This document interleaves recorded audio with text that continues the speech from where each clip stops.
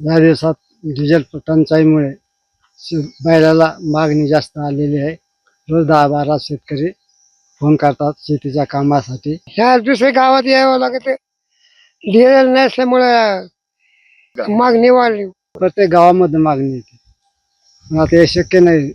शेतकऱ्याचे काम एकराच्या पुढे होत नाही उन्हाळ्याच्या दिवसामध्ये. डिझेल मिळत नव्हतं. डिझेल माझा स्वतःचा घरचा ट्रॅक्टर असून ही मशागत एक 15 दिवसापूर्वी होण्याची गरजेचं असताना ते डिझेल अभावी मी शेजारच्या गावातून बैलजोडी आणून ती मशागत ऊसाची चालू केलेली आहे.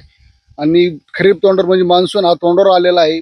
खरीपाची पूर्व तयारी करण्यासाठी डिझेल खूप गरजेचं आहे ट्रॅक्टरसाठी. माझा खर्च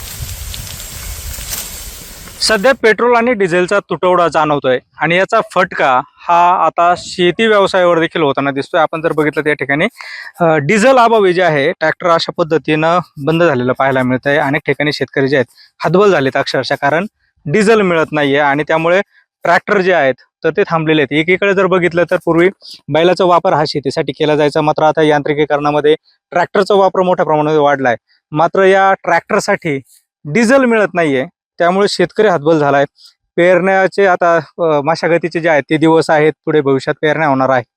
मात्र त्याला कुठेतरी आता उशीर होण्याची शक्यता आहे. शेतकरी त्यांच्यासोबत बोलणार आहोत.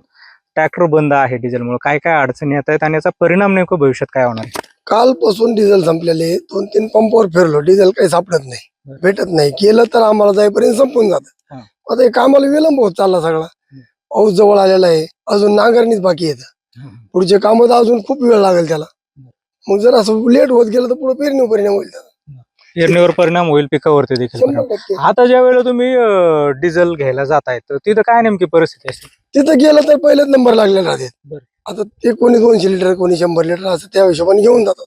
आता शेतीतून इथून माहिती होईपर्यंत जाईपर्यंत संपून जात. आणि त्यांचं म्हणणं काय असतं, आता बॅरल मध्ये बऱ्याच ठिकाणी देत मध्ये देत नाही. बरं. ट्रॅक्टर घेऊन या. आता बंद पडलेला ट्रॅक्टर न्यायचा कसा, नाही. ही अडचणी येत ना. मग बरंच काहीतरी सांगून कसं तरी करून 2 लिटर घेऊन येणे, टाकणे, परत जाई ट्रॅक्टर नेपर्यंत संपून जाते.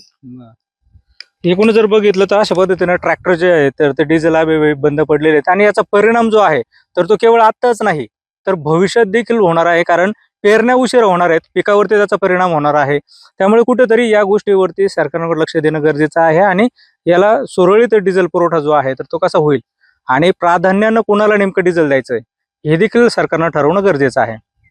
कॅमेरा पर्सन गिरीशसह सुनील भोंगळे, एबीपी माझा, खंडाळा, अहिल्यानगर.